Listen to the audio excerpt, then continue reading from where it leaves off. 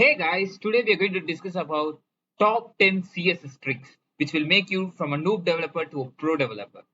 So, as a beginner, you might feel overwhelming when you try to learn HTML and CSS.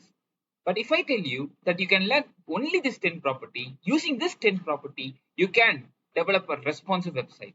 So, the first CSS property that I'm going to explain is how to use the external type, internal, and the inline CSS. So first we will discuss about how to use inline CSS. So for example, if I have an H1 tag, okay, so now I will have elements which will be printed out in your web browser. So inside this tag, you can use an attribute which is known as style. Inside this style, you can use any style which you want. So for example, here I will use a property called background color, which will be red. So if I try to run this, you can see the property has been applied to that tag. So this is the inline CSS. And if I want to use internal CSS, instead of this attribute, I can use a tag called style. And inside this style, I can target this particular tag, which is H1. So I can use the selector, which is H1. Here in this H1 tag, I will use this property background color, which will be red. And I'm going to save this and I'm going to rerun this. So you got that property, right? So if I want to just have the style in a different file so that it will be easy for you to develop your code in, remove this style. So now I will create a new file which will be known as style.css, and inside this style.css all the CSS property will be added so that it will be easy for the developers to develop the code. So here I'm going to use a linking tag which is going to link your style.css file. So how to link that? You will use a link tag. So in this, you have a two property that you have to use. Some type which is style sheet, because you're going to use the style.css, which is a CSS file. So the relation between them is style sheet. And then you have another attribute called href, which is nothing but you're going to reference that file. So you're going to locate your file where it is. Both are in the same directory. So just call that. Now we have linked this file. Let's run this. So the property has not been applied because inside this file, we have not targeted that particular HTML tag. So here we can target it. So here we have used h1 tag. If I open my browser, you can see here that the background color has been applied. So this is what external CSS does. So the second pro tip is the selectors. So how to use selectors? So there are different types of selectors that we are going to discuss. So first is the tag selector. So here I have a div, and inside this div we have two tags, which is h1 and paragraph tag. So how to apply a styling property to this div is just targeting the div, and inside this curly braces we can add the property. For example, background color, let it be red. So now the property has been applied. So this is called the tag selector. If I would like to add another div, that same property has been applied to that div also. Why is it so? Because the first div is also having the tag name as div, and the second div also has the tag name as div. So that's why both of the div got that property. If suppose I want this div to have a separate property and this div to have a separate property, I can have a selector called class selector. So I can have a name. For example, I will have a box1, and here in this div I will have a class called box2, and instead of using this tag selector, I can use the class selector. So instead, div, I can use dot box2. Now you can see only that div which got the class box2 has got that property. For example, if I want to apply a different property to my box1, I can use dot box1 and I can have the background color as blue. Okay, now you can see the difference. So if suppose I want this h1 tag to get some different property, like its text color, I want to have it as red. What I can do is I can use the tag selector, right? H1, and I can use the color as red. Okay. As you can see, this text has also got that property, and also here there is an hello world which also got that property. Okay. So now, in order to apply only to this tag, I can use a selector called ID selector, which is used to specify that particular tag. Okay. For example, here I will have a text. Okay. Instead of targeting it using this tag selector, I can use an ID selector, which can be useful to target only that particular tag element. For example, I want to target only this h1. There is no other element is present inside this h1. I can use ID selector. If I want a group of tag to get applying that property, I can use this class selector. So for example, if I want to apply only to this h1 tag, I can use ID selector, which is hash denotes the ID of what? ID of text. So now you can see only that h1 property got its property. Okay, we can apply. So if I tell you that inside my div, if it has an h1 tag, I need to get properties, which I am going to mention here. Okay, I need to get the properties. For example, so here inside this div we have an h1 tag, and inside this div we have an h1 tag, right? So we want to apply a property which is present inside this div. Only this h1 tags must get that property, which is present inside the div. I can use div. Okay, inside this div, if it contains h1, I have a color property which is yellow, so that it will be visible. As you can see, properties has been applied. So if I have an h1 tag outside this div, for example, hello world, you can see that property has not been applied.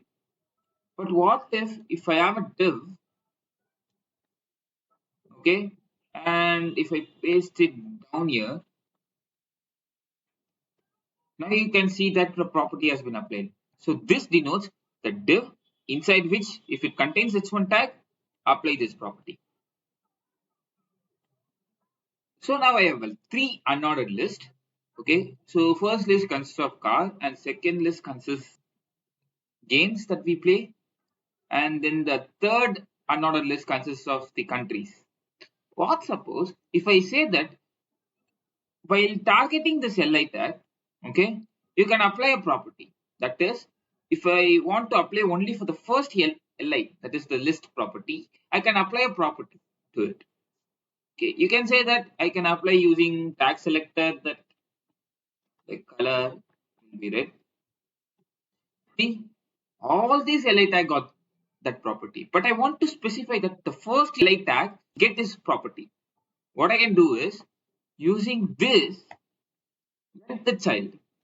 Okay, using this nth child, I can apply a property to that specified li position. So it's like similar to an array, but here the index starts from 1. So if you want the first li to get its property, I can use 1. As you can see here, the first li got its property. If I want to apply on 2, I can use 2. If I want 3, I can use 3. If I want 4, I can use 4. Third trick to be a pros in CSS is the display property. So divs are by default block elements. So what is block? Block will occupy this entire space, and it will not allow its next tag elements to occupy that space. So that if you try to use the next element, it will tries to display on the next line. Okay.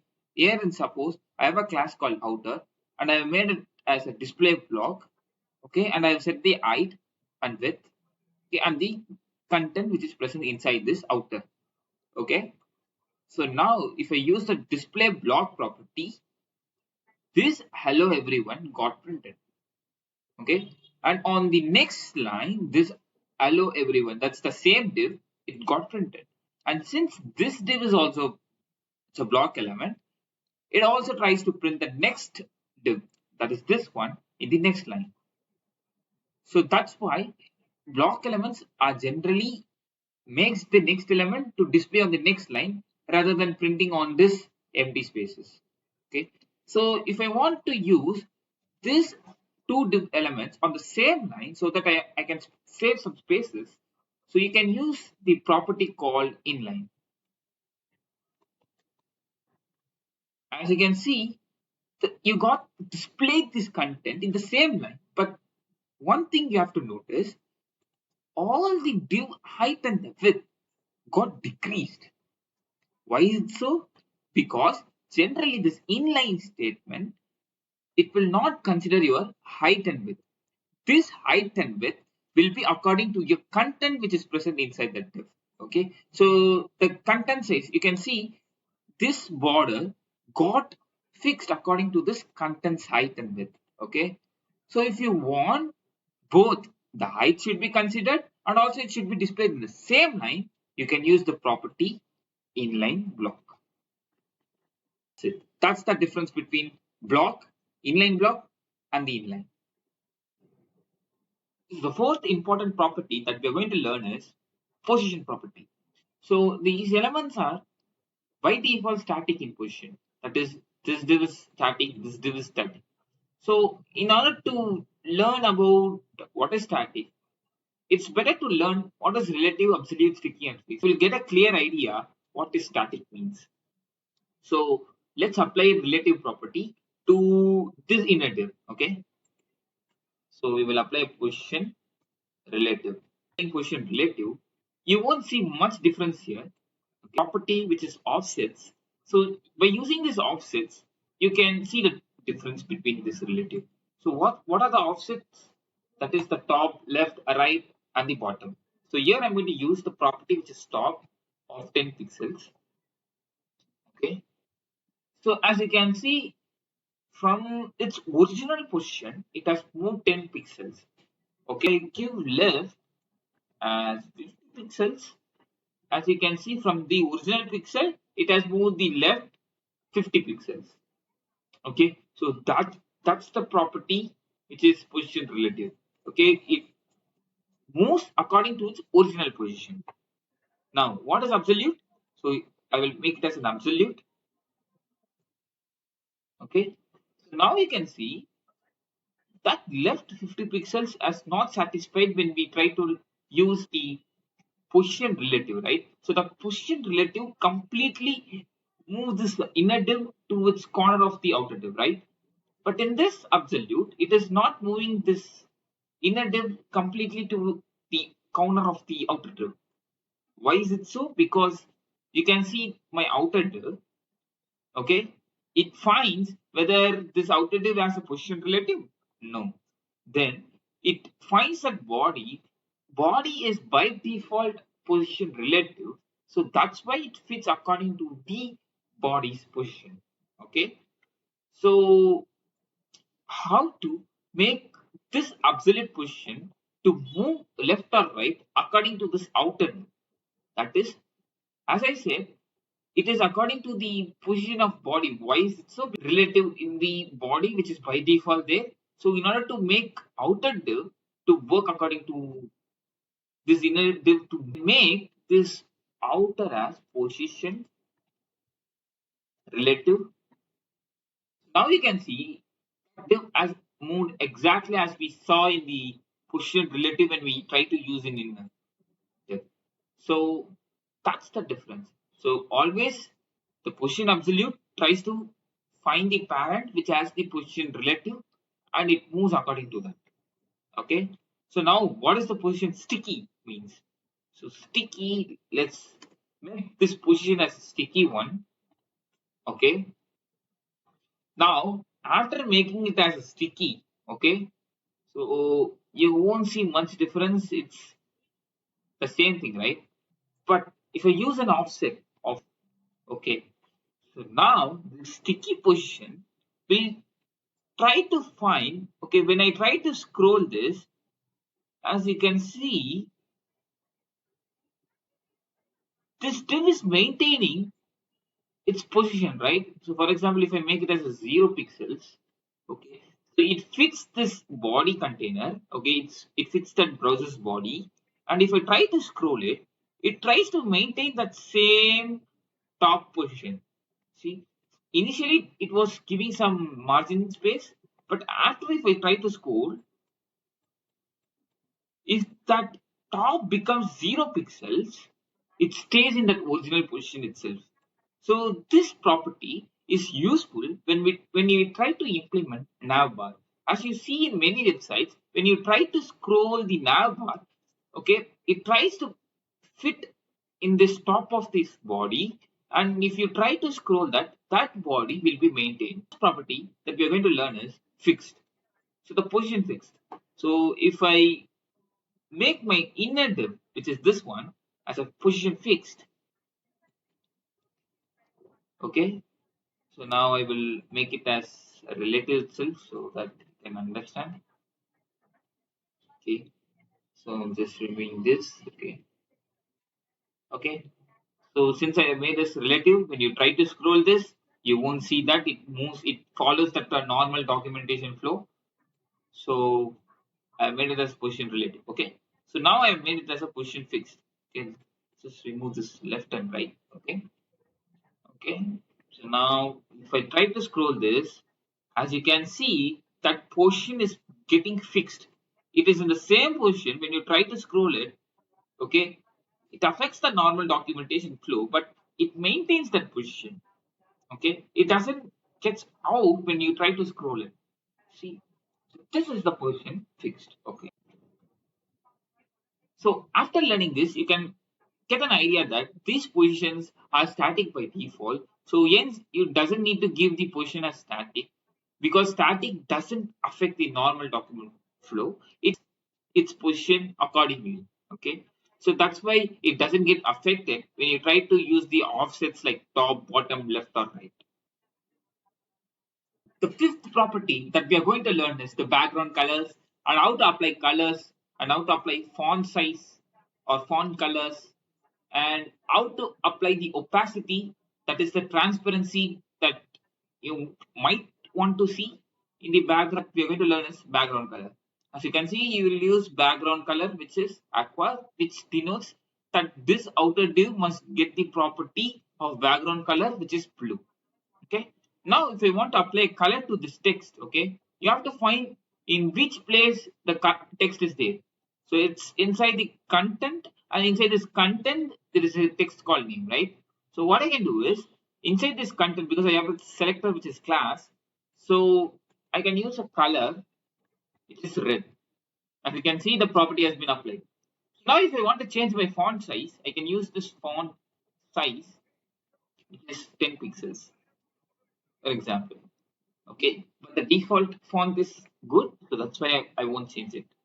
Okay, I want to change my font families because we have so much font families, so I can use font, and inside that you will find a family, and here you have lot of font properties, that is the font styles that you want to use, you can use. So for example, if I have Times New Roman, you won't see much change. Okay, for example, I will use cursive, for example. As you can see, that font family has been changed. So now if you want to add some thickness inside your font, you can use font weight. Okay. So here are the sizes that they have given. If you want, you can use bolder also. Add some background in this input text. Okay. Okay. What I can do is I can target this input. Okay. So now I will use input because that's the input box, and I can use background color to somewhat gold. Okay, as you can see, that background color has been changed. Okay, now similarly, if you want to have some border radius inside this, like it's in a perfect rectangle, but I want to have some curvy thing here, what I can do is I can use a property, it is border radius, and I can use 2 pixels. If you want to see much difference, you can use 10 pixels and you can check it out. As you can see, but I want some minute change, so that's why I use this. Okay, 5 pixels. And as you can see, you might feel that you need to have some more space inside this input tag, right? So I can use height and width. So you can apply the height as well as the width. If you want, you can add. Okay. Hey guys, now we are going to learn the sixth most important thing, that is the fonts family. Sometimes you might feel that you need to add some more external fonts so that it will look nice whenever you try to add that. So there are some default fonts which are available in CSS, but if you want to add your own customized font, you can type Google font. Okay, and this is the site where you can find lot of fonts, cool fonts. For example, if I want to add this font so that you can see the difference, because all other fonts it might look same, so I will try to add this. Okay, so here you can fix the size. So this, okay, I will select this, and here you can see the link tag. Okay, as we discussed, you can copy this link tag. Okay, this is similar to your external CSS. Okay, it's going to link this file and it will give you the font. Okay, you can add it in this header. Okay, so after adding this into this header, because it will fetch you from the website Google Fonts and it will give you the font.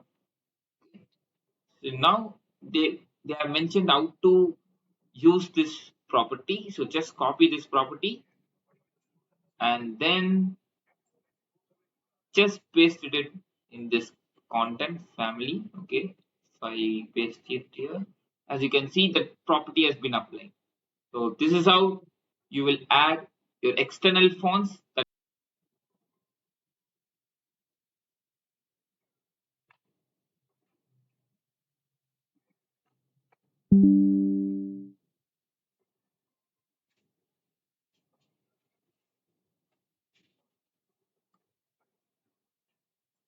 So now how to add opacity so that it will be like, so now how to add opacity to this background color, which is aqua, so that if you add some opacity, it will look transparent, so that if you add some background images in this form, it will look good whenever you add some opacity into it. So let's add that. So inside my outer div, it has the background color aqua. So here I will try to add an opacity. This ranges from 0 to 1, where you can add 0.1, 2, 3, it's your wish. So I will add 0.7. As you can see that opacity occurs. So if I use 0.1, it becomes much transparent. If you want 2, 3, 4, you can add as much as you can. Okay, so this is what opacity does. The seventh important property that we are going to learn in CSS is the units. So there are two types of units. One is the relative unit and next is the absolute unit. So the relative unit makes your website more responsive and the absolute unit is not. Why is it so? Let's go with an example.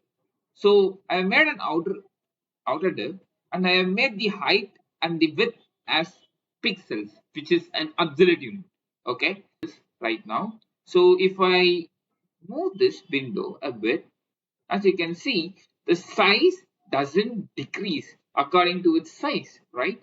So if I, instead of using this pixels, because pixels is an absolute unit, so if I make it as a relative unit as 100 percentage, okay, that is, I make it as 100, okay, as you can see, the size increases, and when I move my window and decreases my window size, it gets automatically decreased, right? So this is the difference between the absolute and the relative unit. Now, what does this percentage means? So this percentage will increase or decrease its size according to its parent element. Here, for the outer div, the parent element, for example, this is the outer div, and its parent element is the body. So hence it fixes its size according to its body. So that's why you can see it occupies the full width of the browser. So if I use this inner div, okay, I have created an inner div and which is also having a size of 100%, which means that it occupies the complete position of the outer div also. So that's why you can see that inner and outer both are taking full position. Okay. So now if I make it as 50% and also as a 50%, as you can see, it occupies the 1 by 2 position of its parent. That is the 50%. As you can see, this is the percentage. The eighth most important property is the flexbox that we're going to use in this CSS. So now I have arranged a div, outer div, and inside this outer div, I have three inner divs, okay, which is inner 1, inner 2, and inner 3.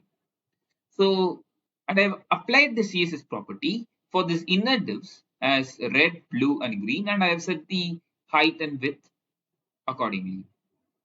And also for the outer div, I've used the property display, which I have assigned as flex. So flex are by default arranged in the form of rows. That is this complete row. Okay, this complete. Okay, if you want to arrange this grid in the form of columns, like red should occupy this complete row, and blue should occupy this complete row, and green should occupy this complete row, you have to use flex direction, which should be column. This one is a single dimensional. Why is it so? Because if I want to make it as a two-dimensional one in this flex, what I can do is I can make this two divs, this the inner one and the inner two. Okay, I can place it inside a div. Okay, so inside a div, and I can use this copy this div and I can paste it here. Okay, okay. So now I can name it as a class inner, which consists of two inner divs. Okay, so now I need to make it as a inner as two inner divs. So what I want to do is I'm going to use the property display flex. Okay, for these two things. So now the display property is by defaultly flex direction will be in the form of row. Okay, okay, that's cool. So now this two divs in the form of flex direction, which is by default a row. Okay, now what I want is in order to get my in order to get the two-dimensional, what I can do is I can make this width as, for example, I will make it as 100%. Okay, now this inner div got occupied by its parent div, which completely occupies its own position. Now I want this two divs to spin this space equally. So how can I do this? For each and every div, I can use flex grow according to 1, and then apply this flex grow according to 1. That's it. Now we have applied this two-dimensional property. But what we have done here is we have created a div. Okay, inside this div, we have created an inner div, and inside this inner div, we have created two divs. Okay, so we have created this new div in order to make it as a two-dimensional. So now we are going to see how to arrange these elements, this inner div in center. Okay, for that, first we have to make this outer div to expand as large as it can. So for that, I'm going to use this height property as 100 to height, which is it will take the complete browser height.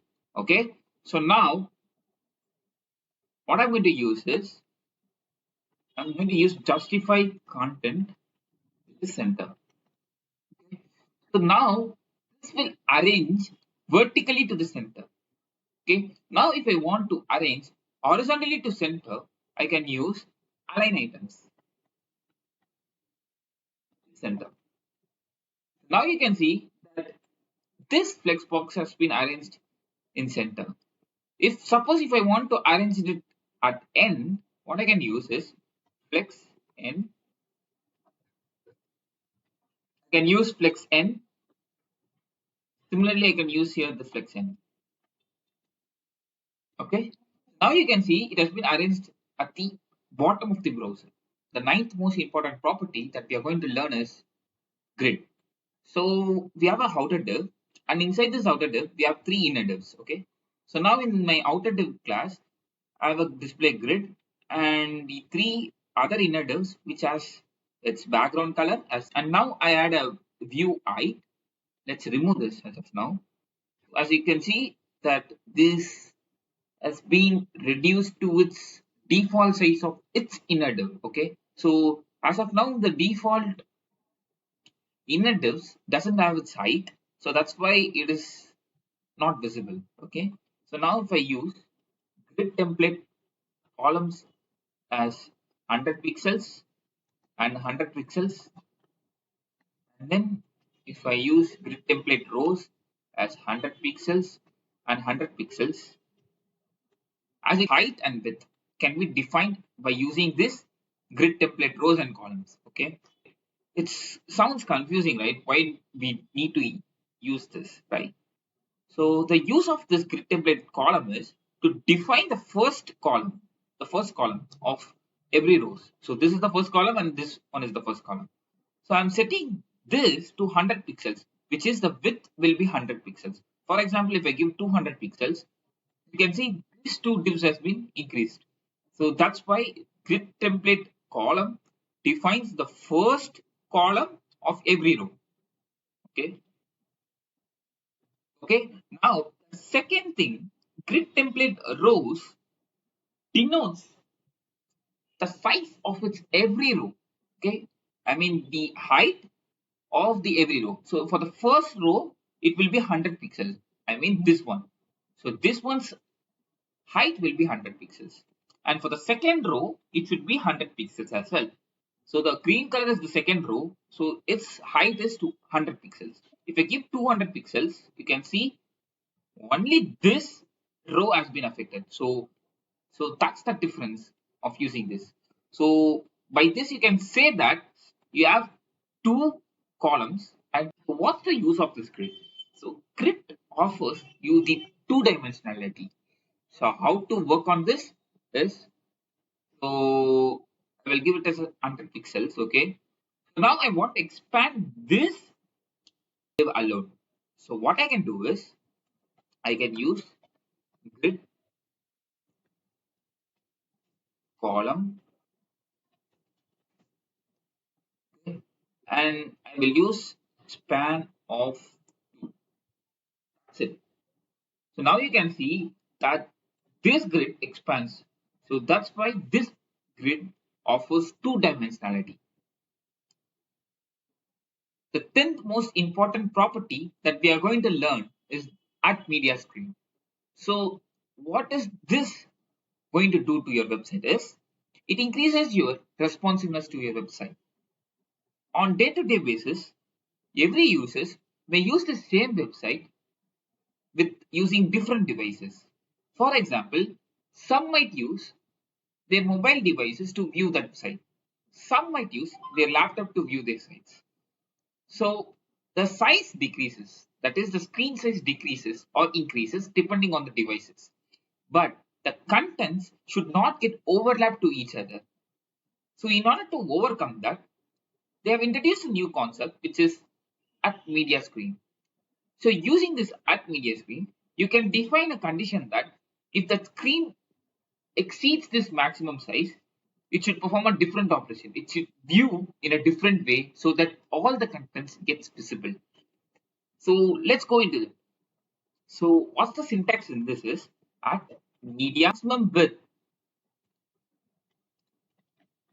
Okay, if a maximum width is around 500 pixels, okay, suppose what I will say is I will target my outer div, which is my grid. Okay, I will say that grid template column should display only two divs and it should have another row So I will add some grid template rows, and here it should display with 2 rows. Okay, let's see the output. You can see when my screen size increases, all the divs are displayed in the same row. But when my screen size decreases and it exceeds this maximum width, you can see that there's a 2 column with 2 rows as I define in my condition. Now, if I furthermore decreases my size of my screen, I want this blue div to come below this red div, and this green div should come below this blue div, which means a single column. What I can do is I can just copy paste this because it's going to involve the same condition. Here I will define the size as 300 pixels. Here it is going to have only one column, okay, with 3 rows. Okay. So now we can test it. As you can see, we got 3 divs in a same row. Now 2 divs in a same row and 1 div in a different row. Now you can see all these divs are in separate rows. So this is what will do your website in a responsive way.